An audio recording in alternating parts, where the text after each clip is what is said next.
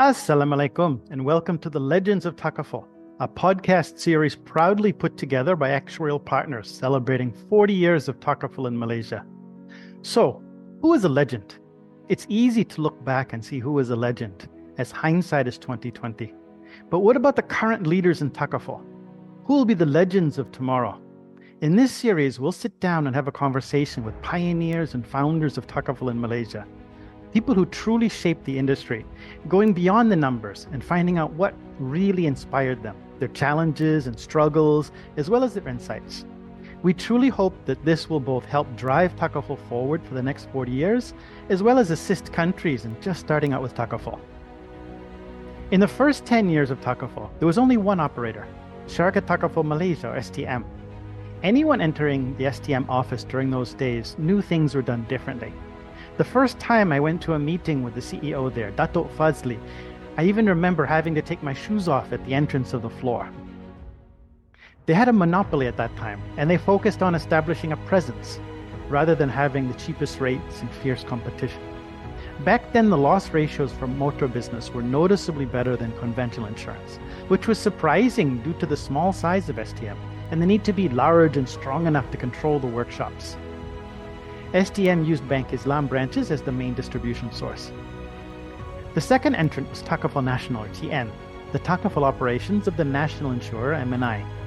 TN is now Etika and focused on agency force distribution during those days. Those days we had heavy debates on whether it was acceptable to have agents selling Takaful, promoting actually, as how the model would work, as until that point we used a Mudaraba model, with the operator paying most expenses out of surplus sharing, which occurs at the end of the year. Several years later, Maybank obtained a Takaful license, and TN eventually combined with Maybank Takaful to give rise to Etika, which had a full lineup of agency and bancassurance distribution channels for Takaful, as well as conventional insurance. During the same time, the first Retakaful operator in Malaysia started, Ariel. So whereas the first operator relied on bank branches, and the second operator relied on its existing agency force infrastructure, Takaful Ikhlas, starting 10 years after TN, had to start from scratch. This led the CEO, Dato' Said Mohib, to drive a number of innovative solutions, including bringing the Wakala model over from the Middle East. This represents roughly the halfway point so far of the Takaful journey in Malaysia. Several years later, the era of the multinationals in Takaful began, with a range of global insurers and reinsurers recognizing the potential of this market. Prudential in particular brought synergy to its products, creating Takaful equivalents of its conventional insurance products, especially unit-linked plans. This was also the time that Bank Negara really strengthened the regulatory focus on Takaful through JPIT. Regulations were held fairly consistent between Takaful and conventional insurance, with the goal of creating a level playing field. Today, Takaful is at a crossroads in Malaysia. Although we've come a long way, we still have a long way to go to rival conventional insurance in Malaysia. Will Takaful focus on consistency with conventional insurance? Or will there be increasing innovation in the models used as well as market segments focused on? Will we be able to use Takaful to increase insurance penetration in Malaysia, especially underserved markets?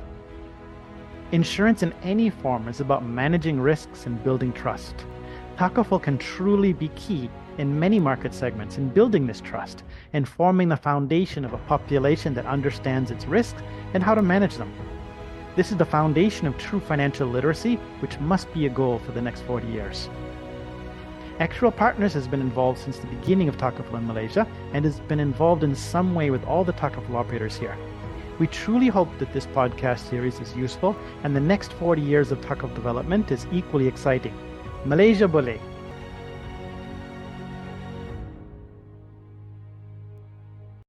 Assalamu alaikum. Welcome to the final edition of our podcast in this first series by Actuarial Partners. So over this last year, you've been seeing a number of podcasts where Zainal has been the one presenting and talking to people. The question we've been getting is, when are we going to hear about Zainal?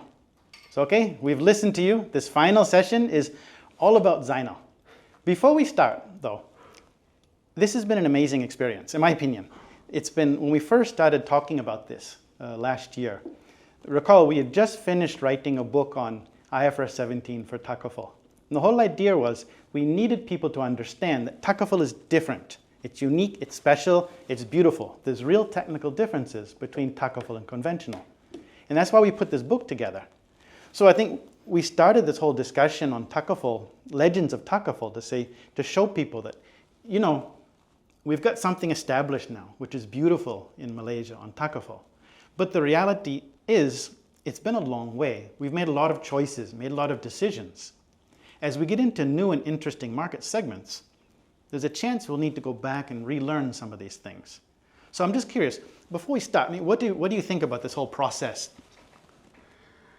In terms of the legends of Takaful? Yes, exactly. Well, I think, Hassan, first of all, I must give you credit for thinking out the legends of Takaful. Although I have to say that, you know, in the process of interviewing the legends, you know, all of them are very humble. We are not legends. We were basically there at the right time, and we did the best that we could.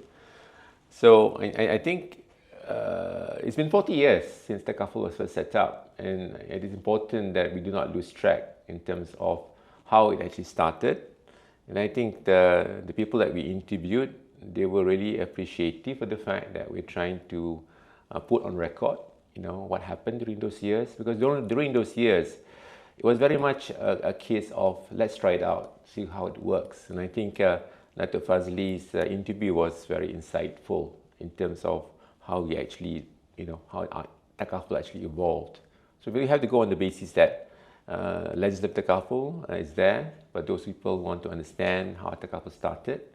And I think those people who aspire to be in the Takaful industry need to go for some snippets, in terms of some sort of advice, if you like, you know, among the legends that I think would be very helpful, which I would refer to a bit in this discussion. Exactly. Okay, so whenever you started this podcast, you would ask people to tell them about themselves. So let me do that for you. Introduce yourself. As an aside, Zainal does not talk about this stuff very often. So I've been with Zainal for 25 years, and I have yet to hear the story of how he started and got into actuarial science or Takaful. You have to remember, for young people getting involved in actuarial science today in Malaysia, there's hundreds of actuaries, there's online. But even myself, I mean, I'm younger than Zainal. When we first looking at actuarial science, we couldn't ask ChatGPT about this.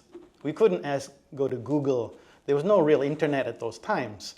And I'm sure when you started, there weren't any actuaries in the country, right? So how did you get here? Yeah, I think you know, if we were to look at it from a so-called, you know, a different perspective, you might say all the planets were aligned. I did not actually know what an actuary does, or what actually is an actuary, until I was like 18 years old. You know, when I completed my O-levels in 1982, that was basically the precursor to SPM. You know, I was given the opportunity to go overseas, and that meant that, you know, I had to actually choose a subject that I would eventually want to do, because you go overseas to do your A-levels. In this case, it's to the UK. And I had to actually be interviewed by a career advisor, as it were. At that point of time, the range was computers, you know, computer science, as it were. So I thought, okay, why don't I go in that field, do computer science, as it were, after my A-levels. But the career officer sort of suggested, have you thought about being an actuary? Well, okay, what is an actuary? You know, these are the early days. There were not any actuaries in Malaysia at that point in time, I don't think. If any, there was probably one or two expatriates. So anyway, that thought basically stayed at the back of my mind. And, you know, I went to the UK, I went to Southampton Technical College, and I did my A-levels there. 1 year after A-levels, we had to choose or decide where we want to go after A-levels, what course you want to do, which university you want to go to. And it so happens that City University, at that point in time it was City University, now it's called City St. George University, offered a course called Actuarial Science. Now, you have to bear in mind that before then, if you want to be an actuary, It's more like, you do a maths degree or you do engineering degree, and then you go and work for a firm, an actuarial firm or an insurance company, and then whilst you're working, you then do your exams. So as a foreign student, trying to try, and also on scholarship, you don't have that option. First of all, you need to do a degree, and in actuarial science, being an actuary was actually a very long journey. Were there a lot of extra foreigners there, or was it mostly British? That I did not know, because during the A levels, you don't really know about this kind of stuff. You just know that here we are. I was given this option that maybe I should become an actuary, and here you are. That this university was for the first time offering an actuarial course, for which you get exemptions from the Institute of Actuaries. Okay, so I thought about it, and I said, why not? I was one of those people that say that, I did well in my studies. I was a bit of a nerd. You see a photo of me, I say, who's this guy? I say, very nerdy. But anyway, basically it was effectively something that I see as a challenge, and I think many of the students these days, when they say, want to become an actuary, when you talk to them and say what an actuary does, and they see it as a challenge as well. So anyway, I took the plunge. I changed my course or changed my direction, as it were, to actually take actuarial science as a degree. So we were the second batch actually at City University to do actuarial science. This was in the year 1975. Was it? Yeah, 75 basically. And there was a huge class at the university. So I think being an actuary is something that also was becoming an option for even people in the UK. So enough said, I basically completed my degree in 78, first class honours in actuarial science. I actually got a job at Prudential Assurance in London, in the UK, Holborn Bars. I was there for 4 years. I did my exams. And one of the things I have to tell those people, aspirers, those people who aspire to become an actuary, failing is one of the things that you have to actually face. I see some. I see some students, some aspiring actuaries who basically get discouraged when they fail the exam. But it's part of the journey. All right. So I was there for 4 years, working in London, and after 4 years, I completed I tried all the exams at one time. I had to do 4 exams: life insurance, general insurance. Basically investment, and then pension. So all 4 at the same level. So it was when I was doing pension at the Prudential, albeit a very simple type of pension. So it was quite of a slog. So by the time of 4 years, I completed 2 of the exams, but I attempted the other 2 already. So I decided, enough is enough. I had to go back to Malaysia. No fun being in London anymore. All right, and I came back, and it was 1982. So I managed to get a job at a firm called Duncan C Fraser, which basically was a firm of actuaries. Mr. Fraser was a Scottish actuary. Duncan C Fraser was a firm of consulting actuaries in the UK. So they set up an office in the UK, in Kuala Lumpur, and I managed to get a job there. So that's how I started. That was 1982 when I came back to Malaysia. Not yet qualified, but basically nearly there. Okay, so you're talking about actuarial science, but so far you've not mentioned the word Takaful yet. Yeah, the journey to Takaful, in 1982 when I came back, in Malaysia, basically the work for actuaries in Malaysia was primarily in terms of signing off on valuation reports. There could be just life insurance valuation reports, not general insurance valuation reports. Because actuaries were not really involved in general insurance at that point in time. Now, that was 1982, and we were actuaries we being the firm. By the way, at that point in time, I was not yet a qualified actuary. So we had an actuary called Adrian Waddingham. He was a fellow of the Institute of Actuaries, a partner at Duncan C Fraser in the UK. So he was basically leading the firm in Kuala Lumpur. And we had only 2, initially only 1 client, which for which we were actuaries too, as a firm actually too. And that firm was actually based out of Hong Kong, for which I think we're still actually after 40 odd years, when you are now the actuary with that firm in Hong Kong.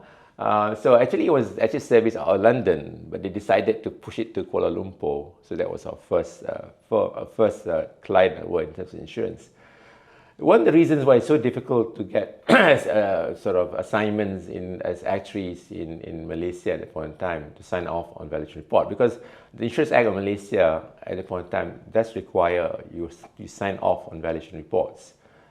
For that, you have to be an actuary qualified in the Institute of Actuaries in the UK or the Society of Actuaries in the US.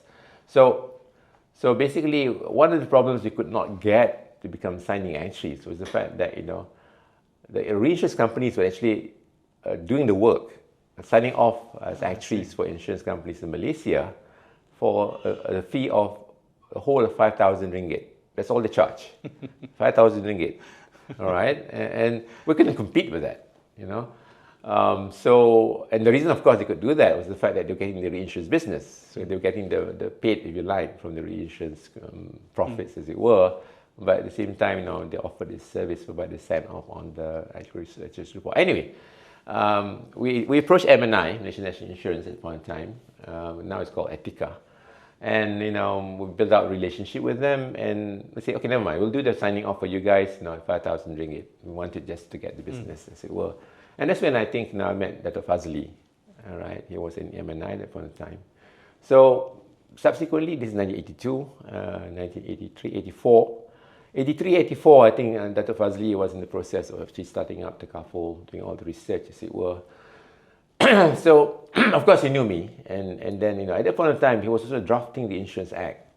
And one of the things that he actually put in the Insurance Act, which is, you have to say, he was thinking ahead, was the fact that, look, Malaysia did not have a Muslim actuary at that point in time. Right? We have Zainal, he's still doing his exams, okay? And so we had to actually tweak the Insurance Act a bit, the Takaful Act a bit, to allow Zainal to sign off. Really.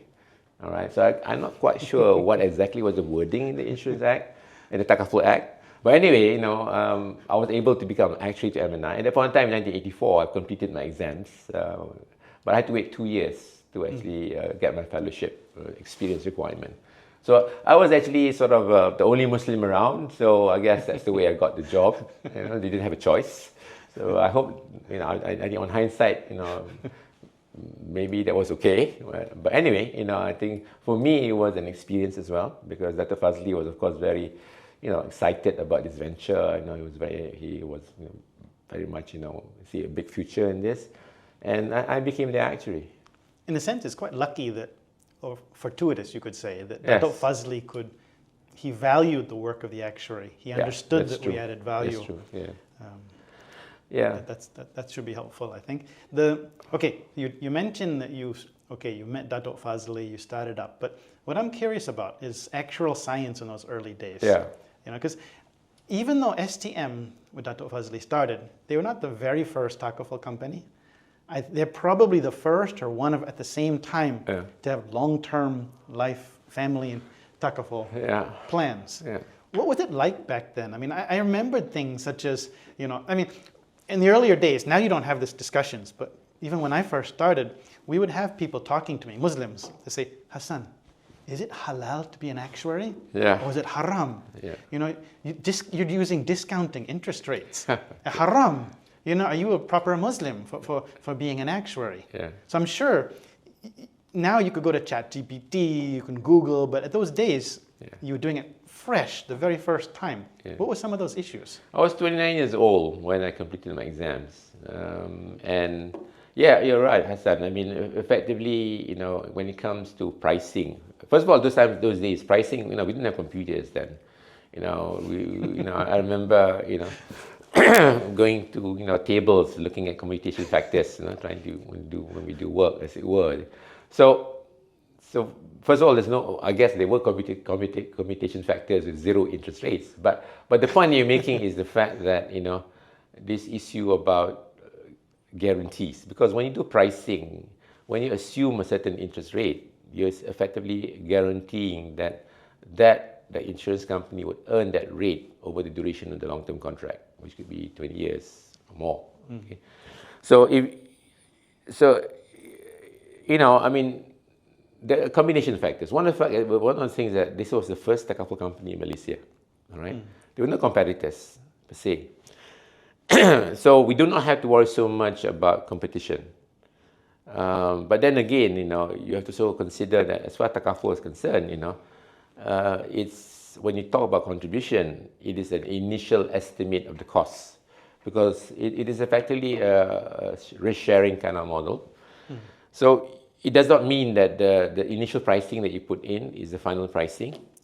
So anyway, to cut the story short, to be safe, the first products, long-term products that are signed off for Takaful Malaysia assume zero interest rate. So zero profit rate, as it were. So effectively, there were lots of margins, in terms of the contribution rate, the tabaruk, But in the same sort of context, you have to remember that we're not actually benefiting. We mean the operators not benefiting from this because of the fact that the model that you had at that point in time was a mudarabah model, and the mudarabah model. You probably you would go back and listen back to the Legends of Takaful. The mudarabah model is one that effectively looks at surplus as profit, right? So we as actuaries, surplus is not profit. But, the interpretation of mudarabah was made such that, surplus is profit. So where I'm coming from is that, there was no big fat contribution and then you take a wakala of that fat contribution and therefore you take a lot of wakala fee because you're taking out the fat contribution. It's almost a mudarabah model. So you put everything into the pool and then whenever there's surplus, and this is actually, valuation surplus as opposed to surplus, as actuaries who are listening to this podcast would know, valuation surplus is a factor determined by your valuation assumptions, okay? So anyway, so you have this surplus and then when you distribute the surplus, then only will the operator get some income. So from the perspective of the operator, they're not actually benefiting from this because they don't get any share of the contribution until the actuary basically distributes the so-called mudarabah profit. So anyway, so 0% profit sort of assumption. And we were also helped by the fact that we got the business from the government mortgage, because for government servants, they were given subsidized mortgage rates, but they also need protection, MRTE as well. So we were able to actually got the government to actually get to buy to take on, if you like, these mortgage protection products, and although yes, it was expensive because it was quite high, no discovery rate is 0%, you would know how that would affect the rates that you actually eventually sort of price. But because of the fact that it was built into the loan amount, so they don't actually feel the impact of those high rates. But again, as I said, the way it works is that later on, when you get surplus, then you'll get back a refund, or not a refund. That's exactly what I was going to ask about, actually, because I remember those days. Those days we did asset share studies. Yeah. When I first came in, that was one of the things we did was asset share studies. This was before doing asset shares was a hot topic. You talk about conventional insurance, we talk about par products. It was just they had a fixed bonus rates. It never changed. But in Takaful, we had asset shares, and like you said, I remember doing the calculations that, hey, hold on, this guy paid 1,000 ringgit in his asset share. He's going to get at the end 1,200 or something. It was pretty amazing. Do you think the participants were different back then? I think you have to take. I think it has to be as well to be appreciated that first of all, because it was as far as MRTA is concerned, because it was a package product, people don't actually know what actually they have so-called bought. So they were not expecting surplus per se. And I think we were able to build up quite a bit of a surplus within the pool because of the fact that when we priced for it, we deliberately priced for surplus to actually emerge, right?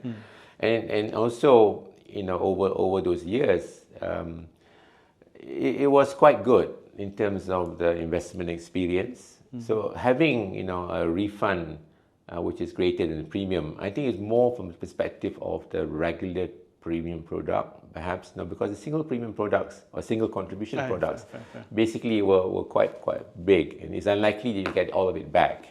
But it helped as well, because when you're starting a pool, you have to remember that when you start a pool, you have to ensure that the pool is sustainable over the long term. And that's why during those days we don't distribute for long-term products. We don't distribute surplus every year. We only distribute the surplus only when the policy actually matures. That way you retain the surplus, because I tell people that, and this is something perhaps we can cover a bit later on in this interview. I tell people that volatility in insurance is a given thing. So you're always not aware. Cannot guarantee that the surplus that arises in a year is simply because of the fact that when you do your accounting, you're only looking at 1 year. In fact, when you do accounting, when you look at long-term products, you should be accounting for it over the duration of the contract. If the contract is 20 years, you should be looking at surplus over 20 years, because during those years, basically, there could be large claims, and therefore the surplus might go away. So that's another reason as well that we did it that particular way, because we wanted to ensure that we build up the surplus in the risk pool so that it's sustainable over time. That's quite true. I mean, one thing, when people see the work of the actuary, they see our precision. They see we're doing everything to 5 decimal places. But the reality as an actuary, at the end, we're always saying, inshallah, because you don't know how many people are actually going to die or get into a car accident or anything else. And even in terms of motor insurance, I remember the early days when I first came to Malaysia. I saw the contribution rate for STM at that time. That was the one that was there. It was so much more expensive, but after you got the surplus refund and everything at the end, year 2, we were okay already. Yeah. And I remember those early days. The experience of the Takaful companies actually was better, I believe, than some of the conventional players, which for motor made absolutely no sense. Yeah. Because you need to fight with the workshops and control the workshops, but for whatever reason. So there was a different clientele back then. What I'm getting at is some Takaful companies worldwide, they try to be everything to everyone. Yeah. What I'm wondering is whether during those days, Takaful companies had a little bit more modest goals in a specific target segment. I think that's true. First of all, you need to look in terms of the shareholders of Takaful Malaysia, the first Takaful company. The shareholders of Takaful Malaysia were not actually, the usual shareholders you have currently, which is basically profit seeking. They were not interested in having some kind of halal alternative in the insurance market. So what they told Dr. Fazli is that don't make losses, but we're okay not having any dividends. So that was basically the way in which they were working off. You see. So in terms of motto Takaful, it is annual renewable, and yes, at the point in time we were tariff driven. So what we had was that we had tariff rates, and as far as motto Takaful was concerned, we just basically charged what we could, because first of all we're starting from zero, and we needed basically to be able to go back to what I mentioned just now, have surplus, because if there's no surplus, you've got no income, you being the company has got no income to pay its expenses. So you have to actually ensure that all the contribution rate that you charge would generate surplus, so that you would get a share of the surplus, so that then you can pay the salaries basically. So that was the beauty in terms of the composites that we had at that point in time, in the sense that life takes a long time to develop for obvious reasons, in terms of the business, in terms of the surpluses, but because of valuation you have to set aside reserves, But in terms of general, you could have the surplus emerge very quickly, and therefore you can have your mudarabah share, and therefore you could pay your expenses. So I think from the perspective of the risk that was covered, I think during the early years, people who buy Takaful, you might argue that they were a select breed, and the fact that those people were looking for cheaper rates, they would not go to Takaful Malaysia, because there were other alternatives. And maybe the perception is that it's a small sin, okay? I mean, in fact, it's compulsory. You have to buy motor car insurance, So and why do I go to the insurance company? Because Takaful Malaysia is very expensive compared to this. So basically, I need to go to the Takaful insurance companies. But those people who actually say, no, I must have a Shariah compliant offering, like you at one time, being a young person, you find that it's very important that you Shariah compliant, so took the plunge. And they were rewarded, because I think, first of all, those people who actually did buy Takaful, maybe you might say that, they were effectively, maybe they're older, and therefore maybe more responsible. Maybe that is reflected in the way they drive their car. That's reflected in the way, if they have an accident, they will report it honestly, right? Well, those things are what if, we don't know. But anyway, the experience was actually much better in terms of loss experience, and it was actually much better than conventional insurance. So after the first year, once you get your Mudarabah surplus share, then the rates automatically adjust to the basically the similar to like the conventional. And of course, you got your NCD as well. So that all works out quite nicely. Okay, interesting. I mean, I think what we're showing so far is that in those days, anyway, Takaful wasn't a name change at all. No. It was a very different way of doing things and whatnot. You mentioned composite and family in general. Let me just touch on that just briefly. So we know globally the hot topic or the sexy thing to do from a regulator's point of view is to separate the life and the general licenses, family in general. And the question, I mean, it tends to be accepted without discussion. But what you just implied was there's a reality here that for a new company starting out, you could argue that it's better to be a composite. So the general insurance side would support the family side until such time as the family side gets big enough, the assets get big enough, you're earning, you get to a big enough size, family is going to be, a very good opportunity, but you need to get there first. So let me be a little bit naughty if you don't mind. If you could whisper in Bank Negara's ear, let's pretend we're getting into a special Takaful license, special kind of market segment or whatnot. Yeah. Would you whisper in Bank Negara's ear, okay, can we please have a composite? Yeah, I think first of all, you have to actually, first of all, we're now in a Wakala model. We're no longer Mudarabah model. Okay, so the argument just now that says that you need the general business because you need the Mudarabah surplus, if you like, we being operator, in order for us to pay expenses, does not hold anymore, because now you have the Wakala sort of models. And in the Wakala model, you take your Wakala fee. I've just to clarify what you said just now, when you say the general business help the family business, it does not mean that, from the perspective of the risk fund, that the general risk fund would help the family risk fund. No. Those are separate, right? They're different type of risks, so you cannot actually one help the other, as it were. It's more from the perspective that, you first of all, motor is compulsory. All right, so fire also could be compulsory if you were to take a mortgage, right? The bank will ask you to take a fire insurance, fire Takaful. So there is actually a ready market. You can actually get the volume.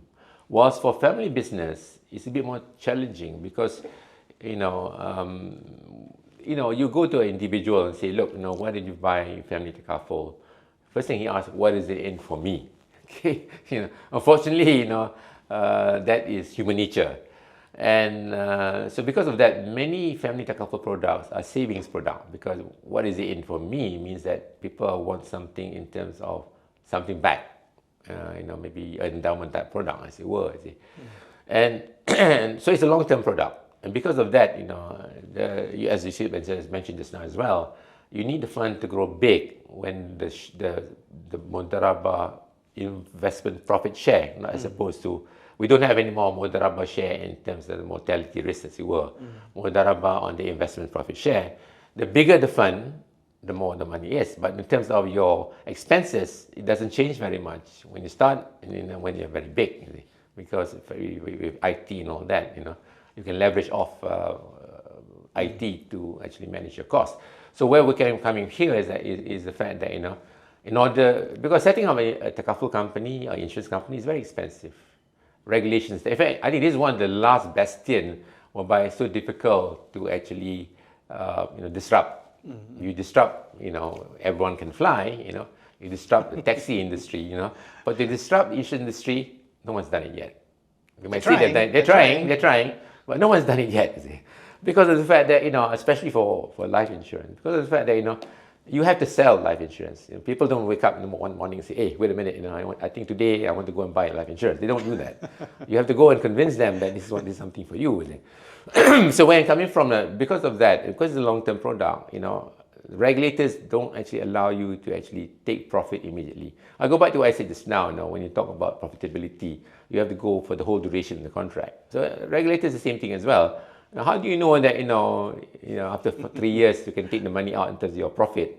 I mean, IFRS 17 is, to some extent, try to actually split, spread the profit over the duration of the contract. But anyway, so it is very difficult to actually make surplus out of the power fund, of the insurance, the risk fund, of the investment fund, as it were. However, in terms of wakala as well, you're limited because of the fact that you need to get people to buy life insurance. So, you need basically volume, and you need distribution. So it takes time. So if you say I set up a new Takaful company here, we just do life in Malaysia, you will never succeed. Because as I said, you need to have the volume. And it's not compulsory to buy life insurance. Now, it's interesting also to take note that the Insurance Association of Supervisors, IAIS, does not say that you have to split life in general. It's silent on that. Exactly. And as long as you've got, separate fund, risk fund for insurance, life insurance, and family Takaful, and a separate fund for the general, it's fine. What's the problem with it? So I'll leave it at that. So I think that, and I think for developing countries, if you want to have a life family Takaful business, you don't want to split the business from day one. No, that's exactly it. I mean, from what we could see, everything you've said is that you have wants versus needs as a country. Yeah. So there's certain market segments that you know that you can be successful. Yeah. If it's compulsory, especially motor, fire, Yeah. These kind of things. So you know you can be successful here. But as a country, you probably want people to understand the beautiful risk management of Takaful insurance, which includes life insurance. So the country has to think carefully in terms of how to marry these two. And that could be having a composite license.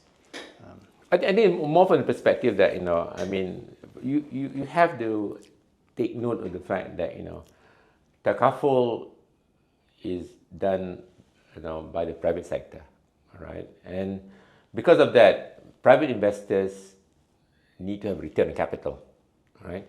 And in order to have a return on capital, least of all, you don't want to make losses. Okay, small profit is okay, you are patient. But if you just start on family Takaful, you don't get the volume because you don't have the ready business, right? Because of that, you're going to make losses. So what I'm trying to say here is that, it will not be feasible from the perspective of you want to make profit to set up a family Takaful business by itself. So in developing countries, you look at many developing countries, apart from a few, you find that the general insurance business is much. This is just insurance now. We're not talking about Takaful yet. You find that the general insurance sector is much bigger than the life insurance sector for developing countries for a couple of reasons. One of the fact, is of course the fact that general insurance is compulsory even for developing countries. You have to buy insurance for your car. At least that's compulsory. You get the business as it were. The other reason is what I said just now. The other reason is the fact that for developing countries, the income level of the people in the country is pretty low. When it's pretty low, you don't have much in terms of savings. You only can afford maybe protection products. And that's one reason why, if you would set up a family business, standalone. and then it's standalone, as it were, and they say, okay, I'll start on this one. You try and sell protection products.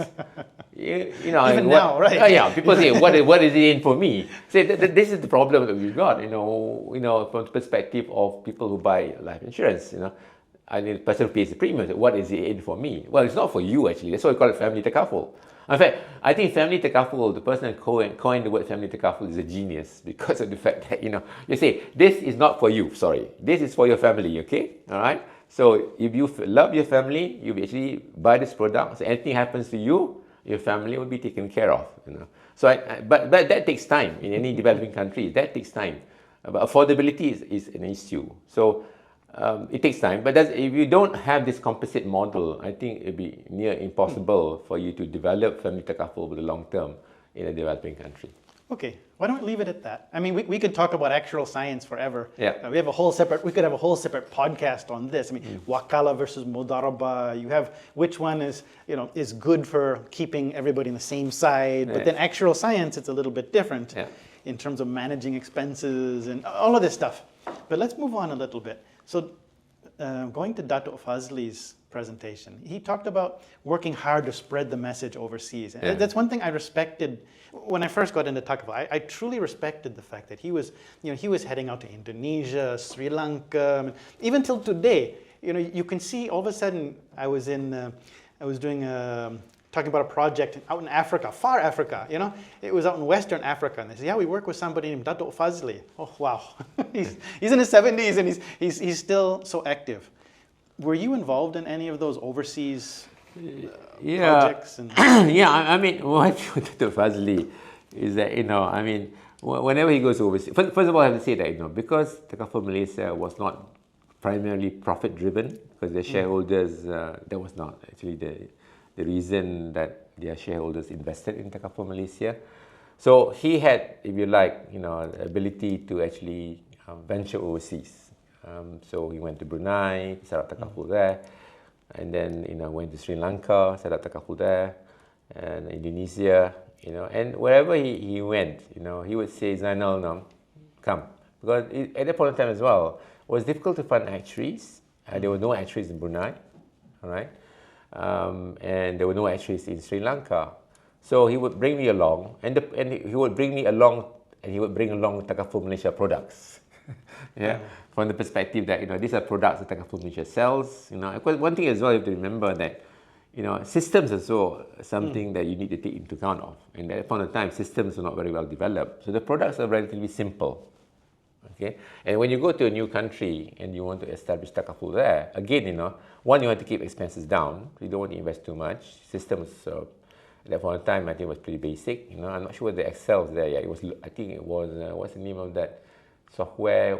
123, Lotus 123. Lotus 123, exactly. So those were the days of the cave dwellings, even like as far as IT was concerned. Anyway, so products are simple, but they're still actuaries because, like Brunei and Sri Lanka, they were British protectorates before. And the regulations, the insurance regulations they had in Brunei, insurance regulations that they had in Sri Lanka, the same as the one that we had in Malaysia then, they were legacy laws, as it were. So they require actuaries to sign off. So I was actually signing off for Brunei, for Sri Lanka. I think that Dato' Fazli's sort of intention was to spread Takaful wherever he think it can spread. I think he's still doing it these days. It's just that you don't actually hear about it so much. Exactly. Okay, I mean, again, we could talk forever in terms of the actuarial science of all of this and what was being done and what not. But you have to remember, Hassan, the surplus share, the fact that when you pay the contribution, is an initial contribution. It is basically an estimate that you can get surplus sharing later on. So you like, the pricing includes an element of surplus sharing. Yes, right? It's a real participating It's a real part, in a way, in that perspective, is it? So when you go to a new country, when you do not know the experience, there's mortality, you do not know the experience, but and we don't give guaranteed investment products as well, So effectively, it's good that you're able to be so-called conservative with the thinking that, it's conservative, but there's margins in there. Later on, we can give it back to the participants. That one's important, I think. I mean, speaking actuarial science for just 1 second, we're not pricing at 50th percentile. No. We're pricing at 75th percentile, 90th percentile, 99th percentile, whatever we need in order to be comfortable. But when there's excess, we're not taking that extra. We say, I'm overcharging you, I understand that, but I'm going to give it all back to you. It's not. I would say the word overcharging. Overcharging seems to imply that it's not a word that may be appropriate. I'm just saying that effectively, because you have to think as well that Takaful by right should be a pure mutual, all right. So in a way, when you pay a bit more, perhaps the excess, you might say, that's the capital that you're providing the fair. fund. That's fair. That's You know, fair. not overcharging. We say that you're you covering pay, your own solvency. yeah, you cover your own solvency. You come in basically at X dollars. That's the sort of real price, as it were. But you pay an extra 30% as basically the capital that you have to actually put into the risk fund in order for it to operate. And therefore, when you leave the fund, you get a refund of your capital, as it were. Okay, no, that's fair. That's fair. And that's something for people to understand when they're looking at Takaful in other countries. It's fun to copy and paste Takaful from other countries, but we must always remember your IT systems capabilities could be different. You know, if you're in a developing country, maybe you can't afford these super expensive IFRS 17 systems or whatever, you know, or you don't have assets, so you can't have certain types of products. But that's all part of the discussion. But of course, we'll get into that here. Okay, move on just a little bit. I remember the days when there was only two Takaful operators in Malaysia, STM and TN. Nowadays, when we have Takaful conferences, everybody is a friend. Those days were totally different. The two companies didn't see eye to eye, to say it as sweetly as possible. You know, if you had a conference which was set up, it was run by, say, Takaful Malaysia, TN wouldn't come. Maybe it's too sensitive to say, but in TN ran a conference. TN is Takaful National. Takaful National, which is now Etika. The second Takaful company in Malaysia. Then STM might not come. And I'm not to talk about whether that's a good thing or a bad thing, or brothers helping brothers, nothing along that line. It's purely from an actuarial side. And that, do you remember those times? Any thoughts on those times? Were there real differences? Because one had an agency force. And the reality of an agency force is that the agents have to eat as well. They need their commissions. Yeah, I think, Hassan, first of all, I have to say that, you know, why was Takaful Malaysia a monopoly for 9 years? You have to remember that effectively, you know, doing Takaful, it was new. You know, if you were to put an advert in the newspaper, then say, you know, Takaful Malaysia just started, we want to actually employ people who are experienced in Takaful. People will say, what is Takaful? So you won't find talent there. So the first 9 years, you know, effectively it was a learning process. Okay, so effectively the people who were employed by Datuk Fazli, many of them later on become also leaders of the industry in their own right. Yeah, so I think that's one thing as well to keep in mind, that, you know, whenever you do start Takaful anywhere, you need to have the people who understand the business. And sometimes for Malaysia, you have to learn the business. So yes, when Takaful National was set up, it was a slightly different operating model. Two things. One is Takaful Malaysia basically, you know, used its own employees to distribute its products, so it doesn't pay commission. Because it couldn't pay commission because there was no wakala fee. You know, you only get income. I mean, you being an operator only get income when the risk fund generates a surplus. All right. But at that time it's too late already, because you have to pay your agents up front, as it were.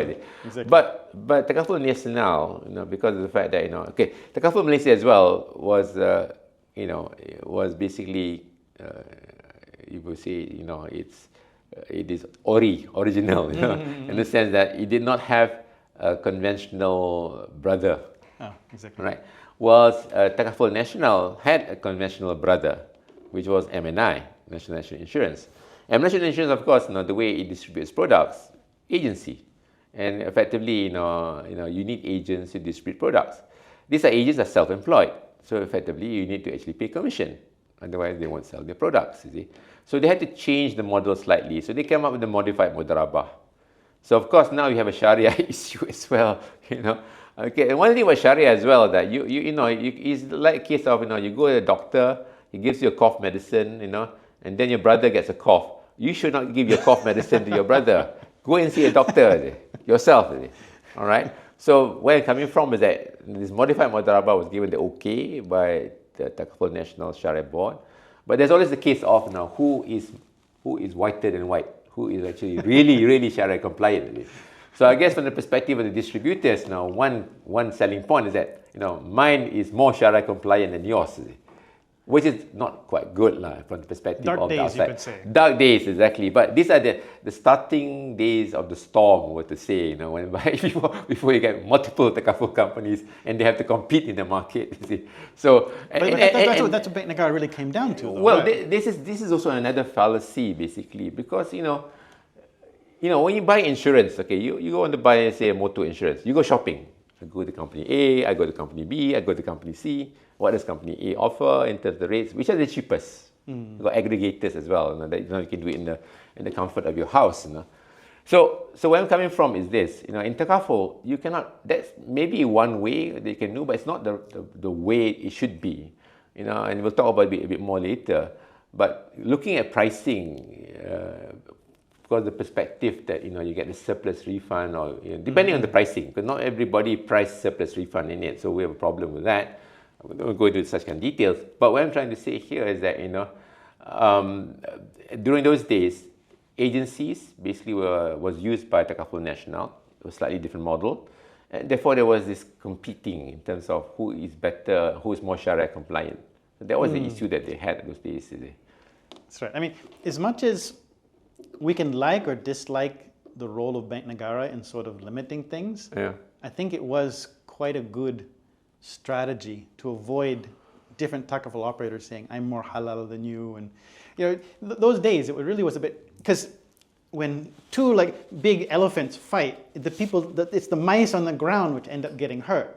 So the people on the ground are the ones saying, okay, which one is halal? Okay, this company, okay, it's halal. This one, it's sometimes halal. It's like the ladies when they're walking with those skirts, halal, haram, halal, haram, halal, haram. So it was confusing for the people. So you could argue that was a good thing that Bank Negara.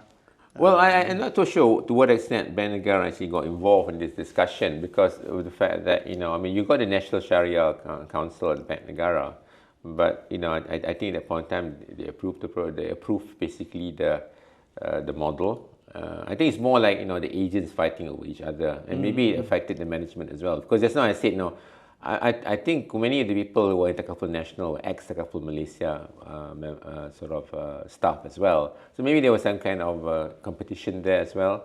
So I won't want to blow it up, and I think it was just one of those issues whereby you have to meet your budget, you got to actually generate this kind of revenue, and therefore this is one way of doing it. Per se, and then I don't think they compete on price at that point of time. I can't recall on the general side, because both TN and Takaful Malaysia were actually composite.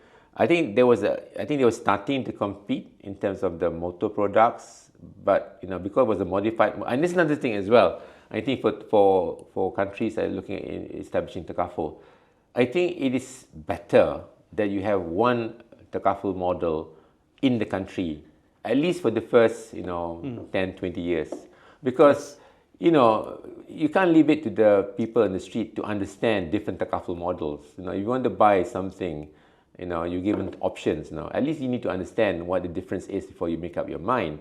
And Takaful is not easy to understand. You need to explain it. So by right, you should standardize the Takaful model. So you shouldn't have like that point, two companies, two different Takaful models. You see just now, the people in the market say, which is the better one? Not just whether Shariah compliant or not, but which is the better one from the perspective of service as well. So start out with one model, right? Start with one model so that people can actually think, I can buy this product from any of the companies. I can compare the products more reasonably, all right? And then subsequently, if we want to actually move on to other kind of models, perhaps then. But I think the Walker model is basically the best model. Don't try for the main market segment. And please, do not try to say I want to have this product which is conventional. Let me think of what actually Shariah contract I can actually use, so that I can actually use that model. I can actually sell the same product. That is really. If it smells like beer, it looks like beer, it tastes like beer, please don't call it juice.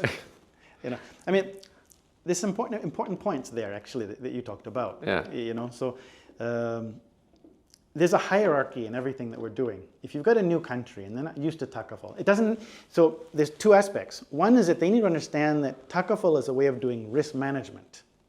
And risk management, they need to understand. If people don't understand that risk management or financial literacy, then we can talk about mudaraba, modified mudaraba, wakala. It doesn't mean a damn thing. So that's one. And the second thing, they need to understand that Takaful is the halal version. We had Salahuddin come and saying, okay, Takaful is not an option for Muslims. It's the only option for Muslims. It's the halal version. So people need to understand that Takaful is about halal and haram. When I first came here, when I went to the mosque near my house, the big statement there's a big poster from STM inside the mosque which said, halal and haram is not just about food. And I think that was a point which, even those days, it wasn't very clear. So I think even in a developing country, we're talking about risk management, we're talking about, there's a halal and haram version of Takaful, then we can start talking about different models and whatnot. Let me move on. Tarmizi was talking about bringing wakala to Malaysia. This is one of my sort of favorite topics because this actually brought my passion for Takaful back in those days. So we had this fellow named Daud Taylor. It's a British Muslim living in Saudi. Such a passion for Takaful. He really went into the details. He would come to our office, and I remember it being like a week at a time or longer. And it would be from morning until evening. He would be thinking all of the details. How do we get a product which is truly halal? And he dug into each of these pieces. So how much surrender value does a person get? Is this fair to him? Not say what is technically halal and haram, but what is fair to the customer? How does this compare to conventional insurance? What can we do to make sure we're being fair to the customer and giving him a good deal, giving him a reasonable deal and everything? So he really changed my outlook in terms of this, and I think that was where wakala really started. What do you remember on that whole day? Well, Daud Taylor, to his credit, basically was very much, wanting to get something out which is good for the investors as well as good for the consumer. And I think this is one of the few examples, I think, whereby you can start off with family Takaful and make it a success. And there's a reason for that. And that has got to do with the fact that he's based in Saudi, for which, there are lots of people there have lots of money.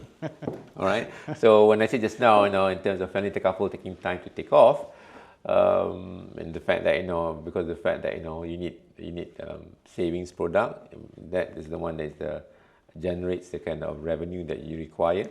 But that's different in Saudi. Anyway, in Saudi, Daud Taylor was given the opportunity to set up a Takaful department in the bank. This is basically the Al Jazeera Bank, which is one of the smaller banks in Saudi. And he was given the task of setting up this Takaful department, and there was another reason as well that it was successful. It was the fact that it was actually a department within a bank. All right, that's why as well expenses were able to be kept down as well. So anyway, so he came. He came to Malaysia. He basically attended some conferences. Then he was given a choice: either go with Takaful National or go with Takaful Malaysia. So I think he was introduced to us, because I was actually to both companies. It was the only Muslim actually, so I had a monopoly at that point of time. So I was actually, the two companies were competing against each other. So another thing as well I have to say on that one, you as an actuary, people tell you what the features of the product are. You price it. You don't say this is halal, this is haram. That's not your purview, is it? But anyway, so basically, it was introduced to us by a gentleman, who was working with Takaful National, and effectively, we worked with him for a long time. And the challenge there is that they want savings product, but the problem with savings product is that, for example, you buy an endowment product, you have to have some form of an implicit guaranteed rate in terms of what kind of maturity benefit you get when basically the policy mature. But you cannot give a guarantee, you see. And this, there was basically a challenge. So you cannot give, the fact that you have, when you price the product, I moved on, of course, many years before that to actually use, an implicit discount rate, because that was only the initial years that we didn't have the discount rate. So, we're already using discount rates at that point of time. It was an estimate, if you like, in terms of return, but no guarantees, okay? But it's okay for the risk fund to have, because in a mortality type product, investment return is not a critical sort of assumption. It was more the mortality assumption that you make for those actuaries who are listening. Okay, but here we're talking about savings product, because in Saudi people got lots of money, and the one way to actually get business is provide for savings product. So I thought about it very carefully, and I said to Daud Taylor, I said, Daud, basically, I have something here for you to think about. Why don't we have this participants investment account? Whereby you put all your contribution into the participants investment account, and then you would drip it, if you like, into the risk pool, right? But I say this is very complicated because you need systems in which to implement this, and you would like to think of it as actually a jet fighter, all kinds of features, but you cannot fly it manually. You need computers basically, otherwise you will get out of control. So effectively, that's how we developed the drip product for Bank Al Jazeera. He had the money because he was part of the bank. He actually hired an IT consultant based in Malaysia to actually design the system, right? And that was how we come up with the drip product, whereby effectively, and the Wakala model as well, of course. The fact that we have a Wakala model, because we need to have a Wakala model for Saudi, because you need to have distributors. So you need to pay agents, as it were. So that's how the Wakala model and the drip product actually was developed from Bank Al Jazeera. And then made its way over to Malaysia as well. It makes its way over to Malaysia after that, yeah. And it's the standard now, actually. So which is, okay, it's interesting. Okay, so move on to Retakaful. Wan Zamri discussed the setup of Ariel, the first Retakaful operator. So Retakaful is a little bit different than Takaful, and different than reinsurance. And this is one thing that we sort of see people missing out a bit. For instance, reinsurance is about a reinsurer helping the shareholders or helping a insurance company to manage their risks. Whereas Retakaful is about one pool helping another pool. Yeah. Can you talk about that just Yeah, I think there's something that many people, even people in the industry sometimes forget. Reinsurance, because of the fact that in insurance is risk transfer. You are a policyholder, you come to me and say, okay, I want to insure, my car, for example, and I'll give you $100. The $100 is mine. But instead, I'll give you a promise, a piece of paper. It says, anything happen to your car, I will compensate you for the loss of your car or the damage to your car. So it is actually risk transfer. I make money as an insurance company. Effectively, the claims experience is less than what I expected. Okay? I lose money if effectively, the claims experience is worse than I expected. So the way I actually manage my risk is that I then choose a reinsurance company. So a reinsurance company is actually insuring me, right? Because I'm the one now carrying the risk. Me as a risk carrier, I want to manage my risk. I use a reinsurance company. Reinsurance company actually is reinsuring me. So I give him some of my premium that I got from you, and then he'll take on the risk. And then we have the spread of risk, as it were, and that's how insurance works. Retakaful is different. Retakaful, from the perspective of Retakaful, because of the fact that operator is not carrying the risk. Operator is basically the administrator. The one that's carrying the risk is the participant's risk fund. So here we have a situation whereby the Retakaful operator will have to have his own risk fund, right? And this risk fund, if you like, is taking on, contribution or tabarruk, if you like, from the insurance company's risk fund. So it's risk fund to risk fund. The reinsurance is just Retakaful. The Retakaful is just, again, an operator, is just administrative only services, as it were. So here is a case of you are actually taking some of the risks of the Takaful risk fund, and you're actually pooling it at a higher level, at the Retakaful level, which would then, the Retakaful fund will have multiple kind of Takaful risk fund around the world, as it were, and they will be pooled there. So that's how Retakaful differs from reinsurance. And because of that, and the term is, when you do a Retakaful contract, please don't copy and paste from conventional. Right? That doesn't work. All right? Don't just say, use the word program, say, replace insurance with reinsurance with Retakaful. zoom, you're done. Here's basically the policy. That's right. That doesn't work. We've seen real cases On a of technical this. perspective, okay? From technical. Yeah. Even from a non-technical perspective, we've read reinsurance contracts, and one of the topics they were talking about is, what is insurable profit? Yeah. What is insurable profit? Insurable interest. They changed all the interest Into profit. to profit without thinking through the whole issue. Yeah. Okay, we could talk forever in terms of this Retakaful. There's a lot of actually technical issues here. But let me shift gears a little bit. It's a little sensitive, but one Zamri commented that the board of directors and the shareholders must appreciate Takaful. We've been talking a lot in terms of, Takaful was different back then. And that nowadays it's a lot more mainstream, or less controversy, I guess you could say, in Takaful now. Do you think that people, the board and the shareholders, even management, do they appreciate Takaful more now or back then? And let me just give just a 5-second anecdote here. I have walked by Zainal's office sometimes on the way to the pantry, and you would see his hands like this over his face and saying, Astaghfirullah, you're a Takaful company. So are we improving, or are we? No, I think it's got to do to some extent, perhaps, going back to this issue about, in terms of what is your KPI, and the fact that, STMB, the initial Takaful company, the first Takaful company, their profit was not the initial kind of of motive per se.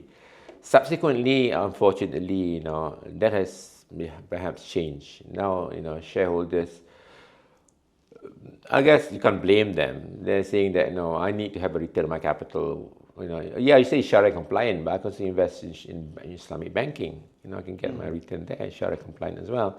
So if I were to invest in Takaful, would I not get the same kind of return if I were to invest in insurance, for example? Give an example, because when you have shareholders, now we've got shareholders who are multinationals. You have to keep in mind as well that the board of directors in Malaysia for a multinational company has got to report to board of directors in the head office, right? I remember, talking to one of the multinational companies. I think it was the CEO. I can't recall exactly. And then he had to tell me that they were setting up a micro Takaful in Indonesia, and he had to go to Germany and explain to the board of directors of the head office in Germany why is it that the company should make less profit for this Takaful product in Indonesia, right? Because from the perspective of someone who do not appreciate what Takaful is, they don't understand. To them, the yardstick is profit, right? So the problem then is that, given that kind of KPI, profit here means shareholders' profit, not risk fund profit.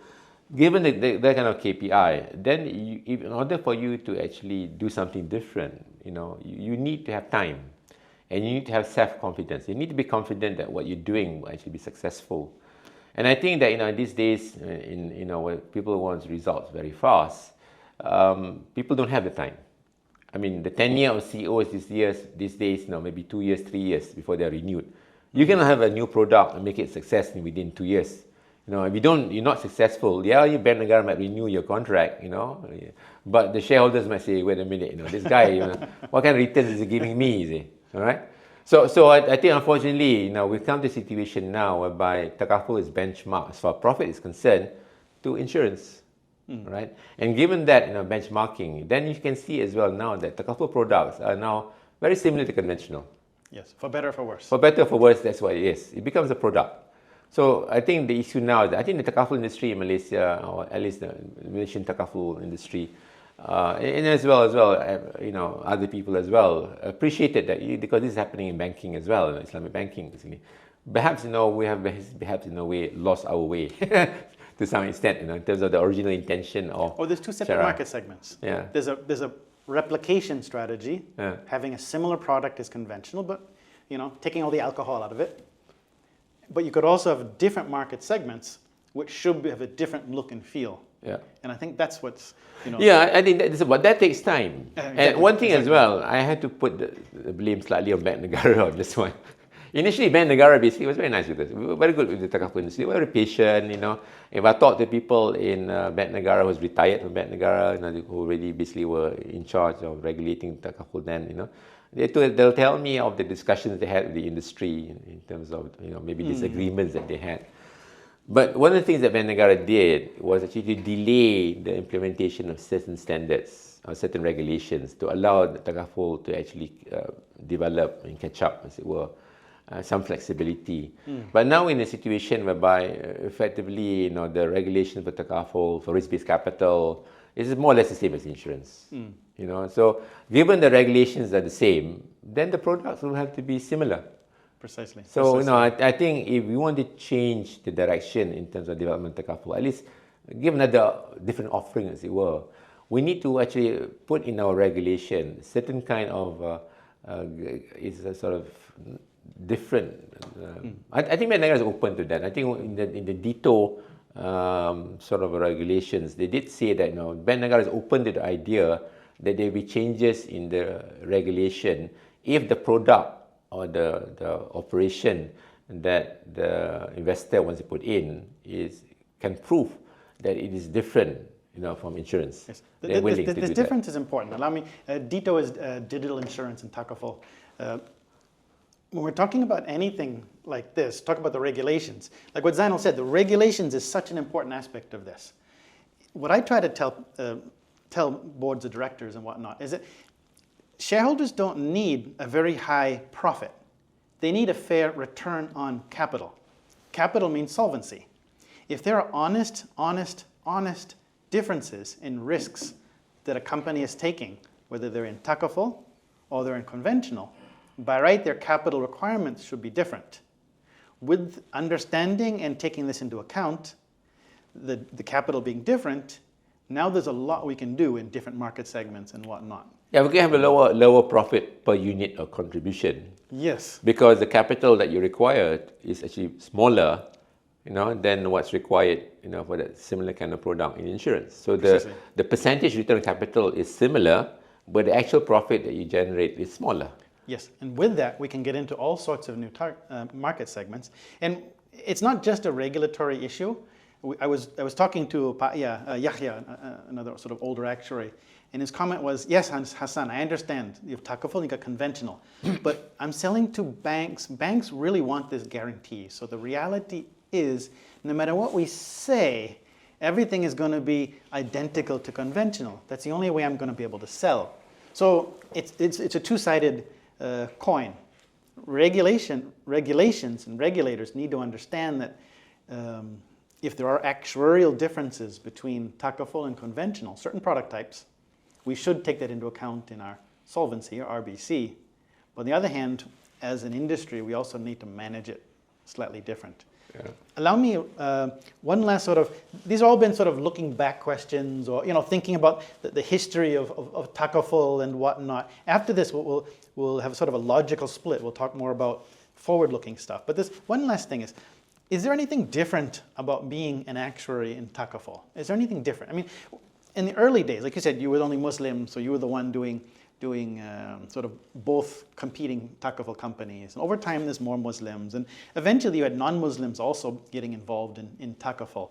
I remember the early days of Takaful conferences. It was only Muslims in these conferences, for whatever reason. I mean, it wasn't prejudice. It just that so happened that was the case. And I remember the first time we had this Chinese lady, a non-Muslim Chinese lady. She went to the conference, and she was wearing a tudong, wearing a headscarf. I was smiling over that. I don't think there's anything in Takaful which says you need to wear a scarf or whatever. We're not going to get into the Shariah stuff, but as an actuary working in Takaful, is there anything different, or is everything? Yeah, I think it goes back to this in terms of the issue of whether you are looking at principles or rules. Okay, so I think in order for you to understand principles, it helps if you're a Muslim, right? So because principles means that these are guidance, in terms of what you cannot do. You can basically deviate from that, not deviate. You can actually look at ways in terms of doing it differently. All right. So Muslim actuaries, first of all, your training. First of all, trainings for actuaries are such that they're given tools in order to use in their work, all right? But someone asked me, no, my son wants to do actuarial science, but you think it's a good idea? Because in the future, they might be actually replaced by, robots, or maybe ChatGPT, as it were. So I said to her, no. I mean, the calculations, yes. I mean, the calculations can be done. You ask me to do, simple calculations now, I might struggle because my mind in terms of calculations has become lazy. We don't want to do calculations. We're looking more in terms of, thinking in terms of how we can actually use our understanding of how insurance works, our understanding how capital market works. Because one of the difference between perhaps, an actuary and an accountant, we're looking at the total balance sheet, and also we're looking future, not just currently. You see. So basically what I'm trying to say is that as a Muslim, you understand the principles of being a Muslim, right? And you understand why things are halal, why things are haram. As a non-Muslim, you might be looking at ticking the boxes. Somebody tells you, okay, in terms of takaful, these are the things that you need to take into account of. So your thinking is more like, ticking the boxes. I've done this, I've done this. But in terms of looking at innovation, looking at in the way, in terms of how you should be addressing a particular problem from a Shariah perspective, that might not be there because they're just ticking the boxes. See? And the problem we have that now is that we don't have that many Muslim actuaries, unfortunately, still, And also, and maybe as well that, I mean, one of the things that I think we should do is that, we should probably have an exam for actuaries, on Takaful, all right, which includes other aspects as well, not just what the regulations say. So that actually those non-Muslims who are become actuaries for Takaful companies, or actually get involved in Sharia kind of compliant kind of work, they do also understand a bit more about the religion, rather than simply about That's true. what cannot be done in Takaful. Because what cannot be done by Takaful, it depends as well in terms of where you learn it from. Okay. Exactly. And I think this is something perhaps you should think about as a profession. I mean, what Zainal's getting into is the fact that, for instance, in Hong Kong, they started having, you're a fellow of the Actuarial Society of Hong Kong, not FSA, meaning US, not a UK actuary, a Australian actuary. You're a Hong Kong actuary. And then if you're a Hong Kong qualified actuary, then the regulator accepts you. So if we did that in Malaysia, meaning you have to be a fellow of the Actuarial Society of Malaysia, and it's up to ASM to decide what that is. Like you say, we could have a separate exam. Here's an exam for Malaysian market conditions. Here's an exam on Takaful if you want to sign off in Takaful. That would actually be quite an amazing idea, actually. Now, let me just fine-tune just very, very briefly. Some of the best interactions I've had have been with non-Muslims and talking about Takaful. It's having a respect for Islam and Islamic principles, which is the key thing. For instance, Munich Re now, the Retakaful is run by Serena, a non-Muslim, but she has a solid respect for the Takaful rules and the Islamic side of it. So with that respect, everything works great. It's not always like that, and that's where we do need to be a little bit careful. I was doing this actuarial review of this Takaful company, and I said, hold on, this is financial re. I mean, how did you get financial re? It's a certain kind of reinsurance. How did you get this approved for the Sharia Council? How? And she just looked at me and said, Hassan, it's easy. Don't tell the Sharia Council. As long as you don't tell them, they won't say no. By the way, this is not Serena, yeah? That's not Serena. No. Serena's good. Serena's good. There's somebody else. But it's a respect. And if you're Muslim, it doesn't mean that you respect the Islamic principles, actually. There are some Muslims that also, either cut corners or they think they understand what is halal and haram better than the Sharia Council. We've done it. It's called an ICAP. It was a review of this one Takaful company, and part of this looking at the risks of each department. And we worked with the internal Sharia, and this company, a Malaysian company, they said, so we flagged 10 potential cases of whether this was actually halal or haram in the company. And actually 5 of them was actually haram. They went back to say, okay, this is un-Islamic practices we're doing. but just people didn't understand, or they assumed that they knew, they didn't interact with the Sharia council enough. So there's a lot to this. I think the point that you raised is the role of the Sharia, and I think people need to understand that the Sharia basically is just people who understand how even like legal structure of Islam, because Islam is a way of life, all right. And one thing, if you talk about Muslim actuaries, maybe they're not all the same. They're all human. So our religion is divine, but Muslims are humans, So that's the way it is, basically. But where I think we need to understand is that we need to support the Sharia people who are in the Sharia board. And I think Bank Negara obviously recognizes that they have to do CPDs. But perhaps if I could make a suggestion that, in terms of the CPDs, perhaps Sharia needs to also have some kind of a conference that talks about the technical aspects of Takaful, so that they understand, what is it Takaful is from a technical perspective.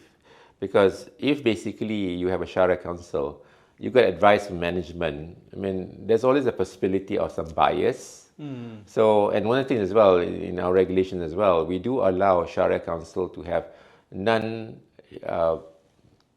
Sharia trained members in it. You can have maybe an actuary, if you like, in the Sharia council, right? So the actuary can actually advise the Sharia council, who are actually experts in terms of Sharia law, exactly technically how it works, right? So that they can go to the root of it, and decide based on the principles, that they actually understand.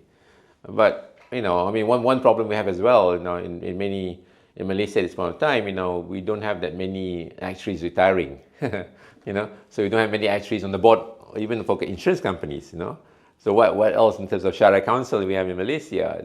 So that technical aspect of it is missing from the Sharia board that we have. So they're dependent on the company to advise them. So I would encourage the Sharia members who are involved in Takaful to see whether in fact they would spend some time understanding the technical aspects of insurance, because they say, we do basically Islamic banking. It's not a problem, we understand. Yeah, but Islamic banking in Takaful is a zillion different. In terms of banking, you take somebody's money, you basically give it back to him, after you basically invest it for him. Quite straightforward. Takaful is different. That's right. I've had cases where, as appointed actuary, the company requested me to give presentations on financial condition reports, surplus analysis, presentations directly to the Sharia Council. And I found that was, although it's like chickens and ducks, we look similar, but we think very differently. But it was still an amazing experience of them asking the questions, and over time getting more and more knowledgeable. And vice versa, of course. We're not Sharia scholars, so we're learning more about their thinking. They're learning more about our thinking. It's a win-win situation.